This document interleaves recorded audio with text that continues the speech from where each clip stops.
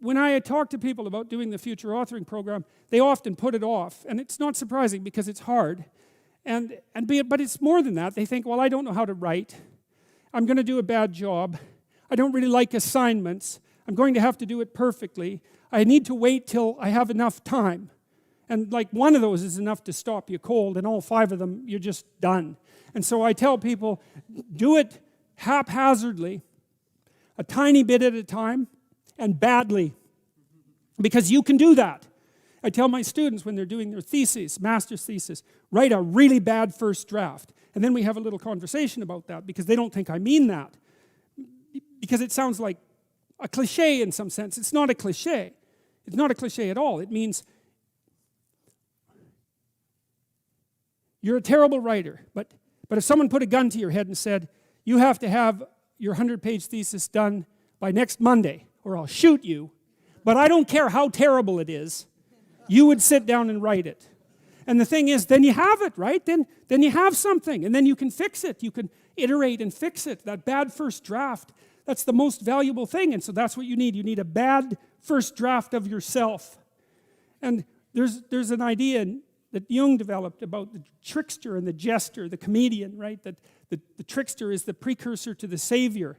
That's one of the things I learned from Jung that was just, it's so unlikely. You'd never think that. It's so amazing that might be the case. But the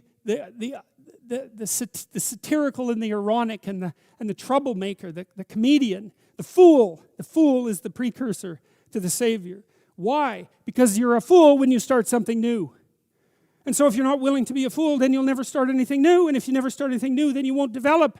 And so the willingness to be a fool is the precursor to transformation. And that's the same as humility. And so if you're going to write your destiny, you can do a bad first job. You're going to get smarter as you move forward. That's the thing, is that, so something beckons to you. That's what happens here. Maybe the star that Geppetto wished on was the wrong damn star. But at least it was a star, right? At least it was in the sky. At least it moved him forward. And so you say in your life, well, something grips you and fills you with interest. And you think, well, should I do that? And the answer is, if not that, then something. What if it's a mistake? It's a mistake. Rest assured. What do you know? You're going to stumble around, right? And what's going to happen is this. You're going to not stay in stasis. You're not going to wander around in circles. And I see people like that. They said, well, I never knew what to do, and now I'm 40. It's like, that's not so good. That's not so good. And you might say, well, and there is a literature, too, that suggests that people are a lot more unhappy when they look back on their lives about the things they didn't do than they are about the mistakes they made while they were doing things. And so that's really worth thinking about, too, because there's redemptive mistakes. And a redemptive mistake would be a mistake that you make when you go out and try to do something. You know, you think, okay, I'm going to try to do this. When you're not good at it, you make a bunch of mistakes. It's like, what's the consequence? If you pay attention, is you're not quite so stupid anymore. That's the thing, is you've been informed by the results of your errors. And so what happens is you follow the beacon, you follow the light. And you're blind, so you don't know where the light is. It's dimly apprehended only, and you're afraid to follow it. But you decide to take some stumbling steps towards it. And as you take stumbling steps towards it, you become illuminated and enlightened and informed because of the nature of your experience, because you're pushing yourself beyond where you are, and you're going into the country that you have not yet been in, and you learn something. And so what happens then is the star moves. You move 10 feet towards it, and you think, no, that's not right. I didn't get it right. It isn't there. It's actually there. And so then you see it somewhere else, and you shift yourself slightly, and you move forward. And that's what happens, is that you continue as you change. The thing that guides you forward moves, right? It's like God in the desert in Egypt, the pillar of light that you're following. It's moving. It's not a permanent thing. You move towards it, it moves away, it guides you forward. And so you say, well, is what I'm aiming at paradise itself? And the answer to that is no, because what do you know? You couldn't see paradise if it was right in front of you, but you might get a glimmer of it. And so you move towards it, and you grow. And then the next time you open your eyes, you see a little bit more clearly. And that's what happens, is that just happens over and over, right? It keeps moving. And so you move like this.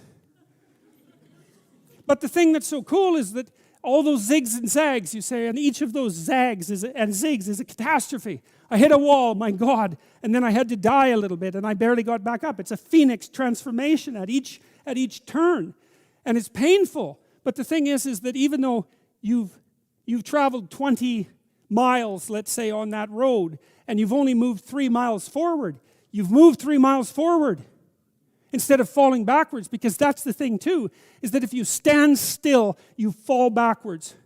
You cannot stand still, because the world moves away from you if you stand still. And there's no stasis, there's only backwards. And so if you're not moving forwards, then you're moving backwards. And that's more of the underlying truth of the Matthew principle. To those who have everything, more will be given. From those who have nothing, everything will be taken. It's a warning. Do not stay in one place. Well, as you zig and zag, maybe the cataclysm of each transformation starts to lessen. There's not so much of you that has to die with every mistake.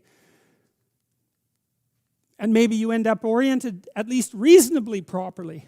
And if you were sensible, that would have been your trip. But it wasn't, right? It's that. And perhaps it's a lot worse than that. Perhaps there's no shortage of backtracking. But it doesn't matter, because as you stumble forward, you illuminate and inform yourself.